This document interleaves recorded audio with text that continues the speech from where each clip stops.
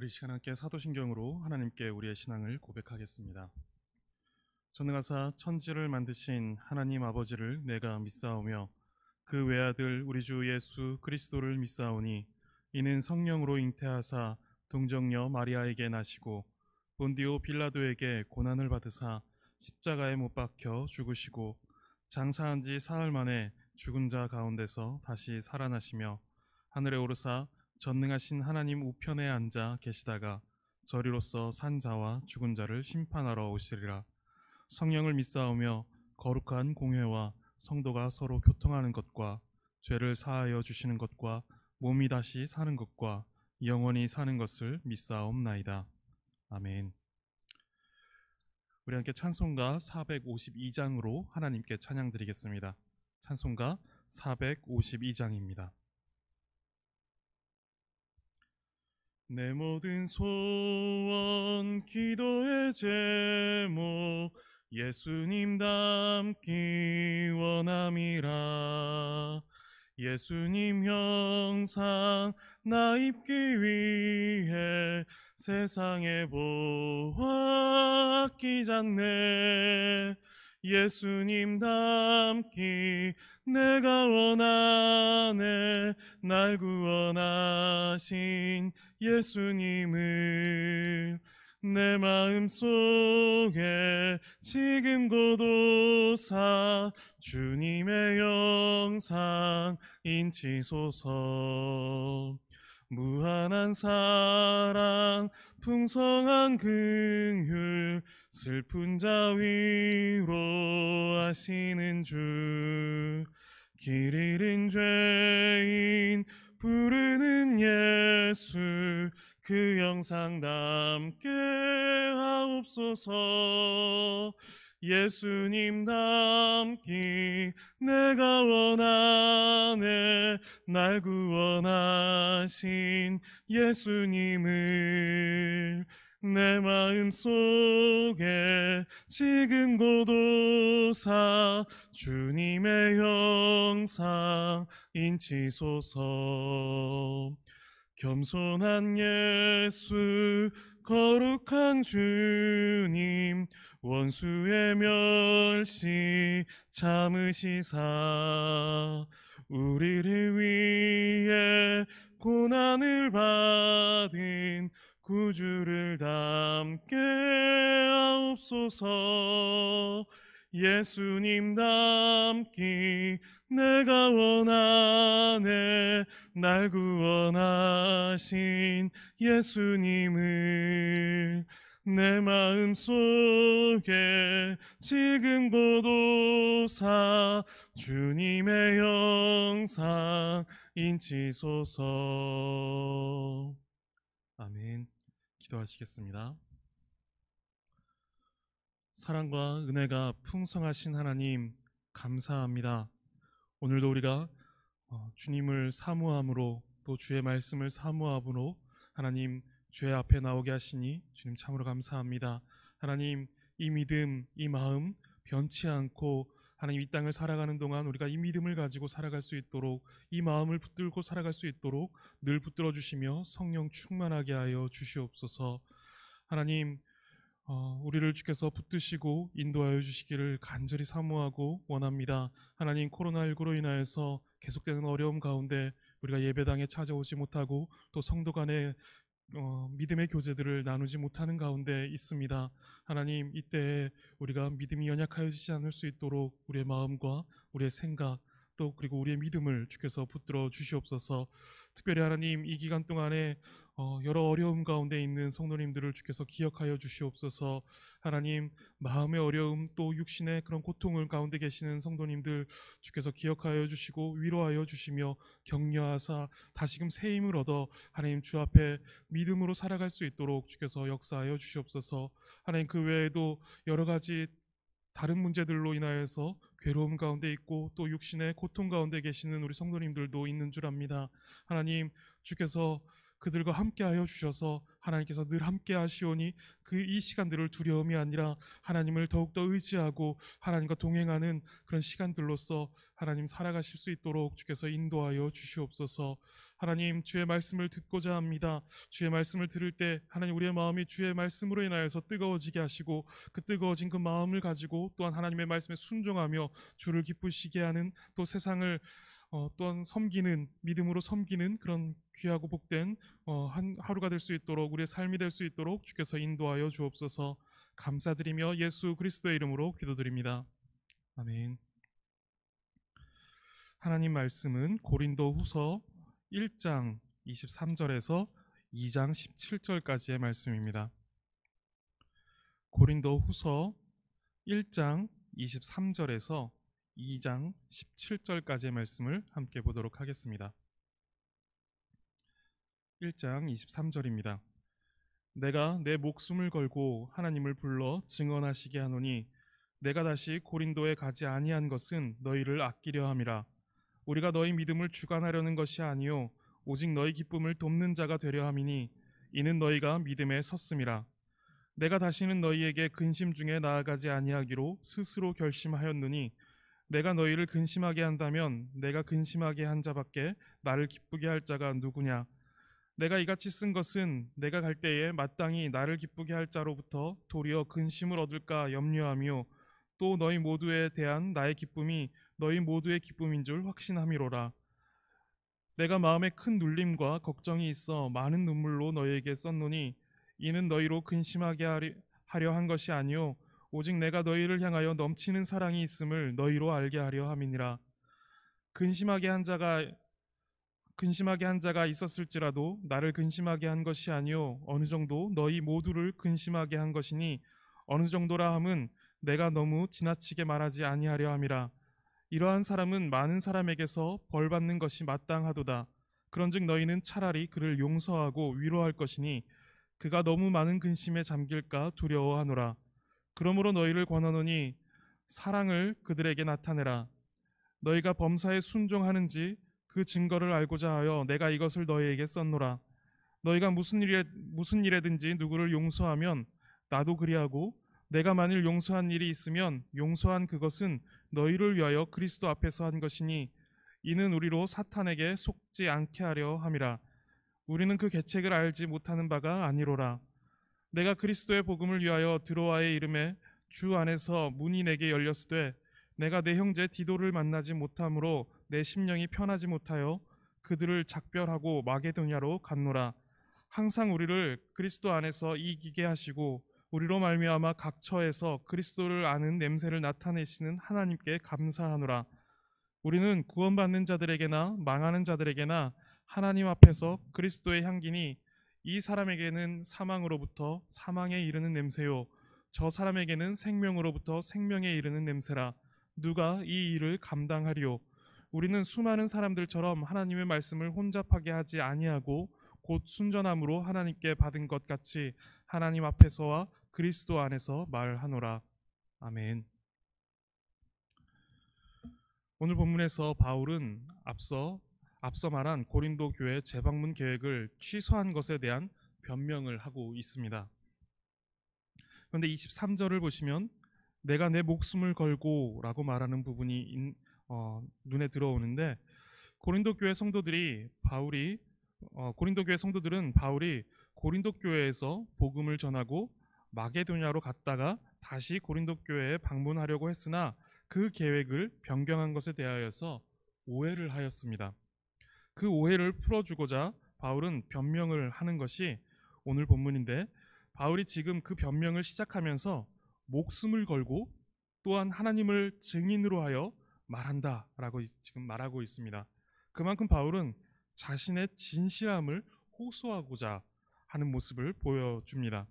그런데 또 한편으로는 이렇게까지 해서 자신의 진실함을 증명하려는 바울의 모습이 안타까워 보입니다. 그러나 바울은 눈물의 편지로 그들에게 다가가 변명을 합니다. 바울이 고린도 교회의 방문을 취소한 이유는 23절 중반에 내가 다시 고린도에 가지 아니한 것은 너희를 아끼려 함이다 라고 이렇게 말합니다. 바울은 고린도 교회의 성도들을 아꼈기에 그 고린도에 다시 방문하지 않았던 것입니다. 그 첫 번째 이유는 24절에 우리가 너희 믿음을 주관하려는 것이 아니요 오직 너희 기쁨을 돕는 자가 되려 함이니라고 말합니다. 바울은 고린도 교회 성도들의 믿음을 주관하여 일방적으로 끌고 가고 싶지 않았던 것입니다. 바울은 그들이 비록 불순종과 여러 죄의 문제들 가운데 있으나 여전히 그들은 믿음 가운데 살아가고 있고 그들이 믿음 가운데 있음을 알고 믿음 가운데 있기에 그래서 그들이 스스로 그 믿음의 싸움 가운데 기쁨을 회복하고자 할 것을 이제 돕고자 한 것입니다. 바울은 이에 대하여서 2장 1절에 스스로 결심했다라고 말합니다. 바울은 이 일을 쉽게 결정한 것이 아니라 고민하였고 어느 편이 좋을지를 생각하였으며 결국 고린도 교회를 배려하고 아끼는 마음으로 결심했다라고 이렇게 말하는 것입니다. 바울은 이 편지로 인하여서 2장 4절에 보시면 내가 너희를 향하여 넘치는 사랑이 있음을 너희로 알게 하려 함이다 라고 이렇게 말하고 있습니다. 바울은 오로지 고린도 교회를 아끼고 사랑하는 마음으로 결정하였고 편지하며 그들에게 나가고 있는 것입니다. 여기서 우리가 생각해 볼 수 있는 것은 먼저 바울이 교회를 아끼고 사랑하였듯이 우리도 교회를 아끼고 사랑해야겠다라는 것과 또한 누군가의 행동과 결정에 대하여서 쉽게 판단하지 말아야겠다라는 것입니다. 즉 우리는 늘 교회를 사랑함으로 성도에게, 형제에게, 서로에게 말하고 행해야 할 것입니다. 또한 우리는 상호간에 이 사실을 신뢰함으로 인해서 섣부른 판단을 참아야 할 것입니다. 지금 바울이 고린도 교회에 가지 않는 것에 대해서 바울은 그들을 아끼려 하고 그들을 사랑하기에 결정한 것인데 고린도 교회는 그것을 알지 못하고 오해하여서 바울에 대해서 오해하고 있고 또 바울에 대해서 잘못 생각하고 있었죠. 그것에 대해서 이제 말하는 것입니다. 사랑이 없는 말과 행동이 상대방을 괴롭게 할 수 있고 또한 상대를 향한 섣부른 판단 역시 그럴 수 있습니다. 우리의 교제 가운데 사랑과 이 믿음, 신뢰가 항상 나타난다면 우리의 교제가 더 단단하고 풍성해질 것입니다. 2장 5절부터는 시점과 상황이 전환됩니다. 바울은 교회의 회개에 대한 상황을 이야기합니다. 바울의 편지로 인하여서 많은 이들이 회개하고 바울에게로 돌아왔는데 여전히 몇몇 사람이 고집을 부리며 교회를 근심하게 하고 있었습니다. 바울은 이들의 그릇된 태도에 대하여서는 벌을 받는 것이 마땅하다라고 말합니다. 그러나 7절에서 바울은 벌을 받되 그들을 용서하고 위로하라고 권면합니다. 그리고 그렇게 사랑을 나타내라 라고 말하고 있습니다. 바울은 교회가 용서하면 자신도 용서하고 그 용서는 그리스도 앞에서 한 것이다 라고 말합니다. 그리고 그렇게 하는 것이 사탄에게 속지 않는 것이다 라고 말합니다. 이 땅의 교회는 늘 항상 죄 가운데 있으므로 교회를 근심하게 하는 이들이 있습니다. 그리고 우리는 모두 그런 자리에 있을 수 있는 그런 죄인들입니다. 그때 그 죄에 대하여서 분명한 벌이 있어야 하는 것은 마땅합니다. 그렇게 벌이 있어야만 합니다. 교회의 거룩을 위하여서 그렇게 해야만 하죠. 그러나 그 죄에 대하여 벌하다가 형제를 잃는 일은 없어야 합니다. 그러기 위하여서 우리는 용서하고 사랑해야 합니다. 이러한 모습으로 교회에 다가오신 분이 바로 예수님이십니다. 너무도 큰 죄 가운데 있는 우리는 벌을 받아야만 했습니다. 그러나 예수님은 그런 우리를 용서하시고 사랑하셨습니다. 그리고 모든 죄와 모든 벌을 스스로의 몸으로 다 감당하셨죠. 그렇게 우리도 서로를 용서하고 사랑하는 것이 마땅합니다. 우리가 옳고 그름을 따지고 벌하는 것, 이것은 너무 중요합니다. 그렇게 해야 교회의 거룩이 유지되어지기 때문에 그렇습니다. 그러나 거기까지만 생각한다면 교회는 모두를 정죄하고 그렇게 모두를 낙심케 하여 모든 형제를 잃어버리게 될 것입니다. 우리가 바로 하나님 앞에 그런 자들이었습니다. 그러나 형제를 용서하고 사랑하기를 힘쓰는 자리까지 나아간다면 회개의 열매를 기대할 수 있고 또한 용서와 사랑으로 형제를 얻는 자리까지 나아갈 수 있는 것입니다. 사탄은 정죄하고 형제를 넘어뜨리려는 계책으로 우리를 속이려고 합니다. 그때 우리는 예수 그리스도께서 어떻게 하셨는지를 생각하며 교회를 그리고 형제를 아끼고 사랑하며 용서하는 자리로 나아가야 할 것입니다. 2장 14절부터는 또다시 주제가 전환됩니다. 여기서 바울은 사역에 관한 변호를 합니다. 14절에 항상 우리를 그리스도 안에서 이기게 하시고 우리로 말미암아 각 처에서 그리스도를 아는 냄새를 나타내시는 하나님께 감사하노라 라고 이렇게 말합니다. 하나님께서 부르시어 이기게 하시고 하나님께서 부르시어 각 처에서 그리스도를 아는 냄새를 나타내게 하신다는 것입니다. 이 일을 하시는 분이 하나님이시지 자신이 자신의 사욕이나 어떤 다른 것들로 인함이 아니다라는 것입니다. 바울이 말하는 이 냄새는 눈에 보이지 않고 그리고 어떤 소리도 들리지 않지만 주위로 퍼져나가 그 실체를 알게 해주는 것입니다. 그런데 15절에 보시면 바울은 이 냄새를 가지고 다니는 것이 아니라 자기 자신이 바로 그 냄새, 그 향기다라고 이렇게 말하고 있습니다. 성경책을 들고 다님으로써 그제서야 비로소 풍겨지는 그런 냄새가 아니고 주일에 예배하러 온다고 해서 스며드는 그런 향기도 아닌 것입니다. 내가 주 안에 그리고 주가 내 안에 사는 것, 그리고 그리스도께서 소유하시는 삶, 성령 충만한 삶을 살아갈 때 풍겨지는 진정한 향기인 것입니다. 나는 죽고 내 안에 그리스도께서 사실 때 비로소 나타나는 향기입니다. 바울은 하나님께서 이 향기를 자신에게서 나타나게 하셨다라고 말합니다. 17절에 우리는 수많은 사람들처럼 하나님의 말씀을 혼잡하게 하지 아니하고 곧 순전함으로 하나님께 받은 것 같이 하나님 앞에서와 그리스도 안에서 말하노라고 말합니다. 하나님께 사로잡힌 사람은 그 속에서 결코 꾸며낼 수 없는 그리스도의 향기가 풍겨집니다.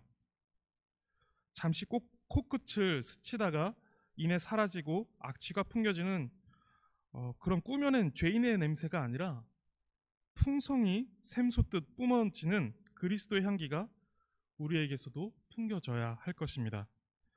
오늘도 이러한 그리스도의 향기를 풍기시고 또 전하시며 그렇게 살아가시는 그런 복된 하루 되시기를 간절히 바라겠습니다.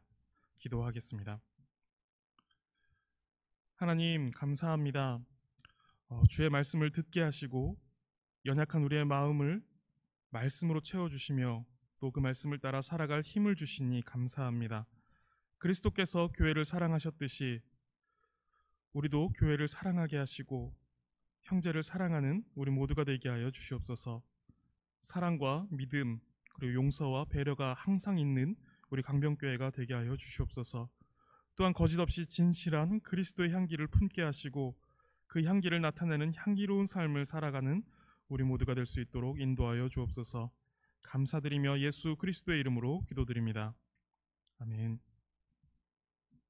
하늘에 계신 우리 아버지여, 이름이 거룩히 여김을 받으시오며 나라가 임하시오며 뜻이 하늘에서 이룬 것 같이 땅에서도 이루어지이다.